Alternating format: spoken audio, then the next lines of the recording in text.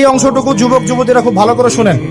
দিনী বোন যাদের বয়স হায়েজ হয়ে গেছে, যাদের হায়েজ হয়েছে, এখান থেকে শুরু করে সবাই যারা বালেগ হয়েছে আমরা ছেলেরা, সবাই ভালো করে কথাটা শুনেন। বাংলাদেশে পিছন থেকে একটা নতুন সমস্যা রাইজ করতেছে।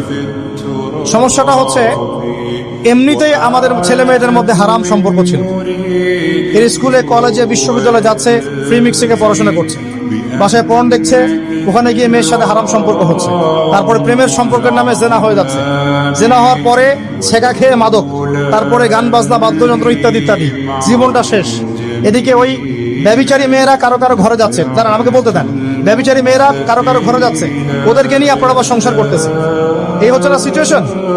একজনের 5টা গার্লফ্রেন্ড, একজনের 4টা গার্লফ্রেন্ড, আরেকজনের 3টা বয়ফ্রেন্ড, 4টা বয়ফ্রেন্ড। এই ধাপগুলো পার হয়ে এরা সংসারের জীবনে আসতেছে যখন বয়স হয়ে যাচ্ছে 25-30। সমস্যা কিন্তু এটা ম্যাক্সিমাম সবার ক্ষেত্রে হচ্ছে বলবো না, অনেক একটা বড় অংশ এই সমস্যা ফেস করতেছে। এর মধ্যে এই ফ্রি মিক্সিং এর মধ্যে শুরু হয়েছে নতুন একটা জিনিস, যে ভালোবাসার আবার লিঙ্গ কি, ভালোবাসার আবার এখানেই শুরু হয়েছে ছেলে ছেলে জেনা করা, মেয়ে মেয়ে জেনা করা, ছেলে ছেলে জেনা করা, আর কি বললাম বলেন, মেয়ে মেয়ে জেনা করা। নাউজুবিল্লাহ। এটা কমে লুত, এর শাস্তি আসবে যদি আমরা তওবা করে ফিরে না আসি।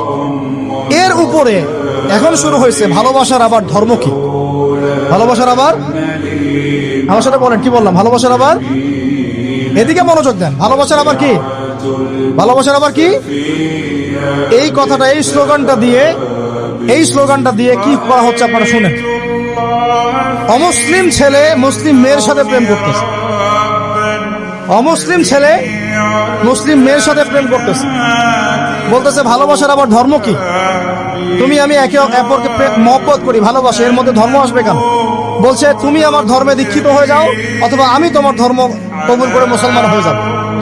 এই মিথ্যা কথাগুলো প্রলোভন দিয়ে এখানে ওখানে পার্কে নিয়ে গিয়ে, চটপটে ফুচকা খাওয়ায়, কফি শপে নিয়ে গিয়ে, এভাবে আস্তে আস্তে আস্তে আস্তে মেয়েদেরকে লাইনে নিয়ে আসতেছে। আনার পরে শোনেন, কথা আগে শুনেন, বুঝেন। আপনি ঠিক বললেও ঠিক, এটা না বললেও ঠিক, চলতেছে এটাই সমাজ।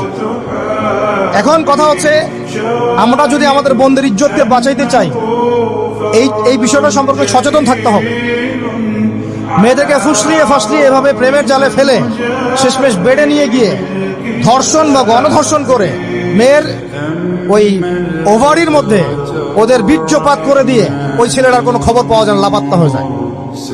কোনো কোনো ক্ষেত্রে টাকার বিনিময়ে মেয়েদেরকে পাচার করারও অভিযোগ পাওয়া গেছে।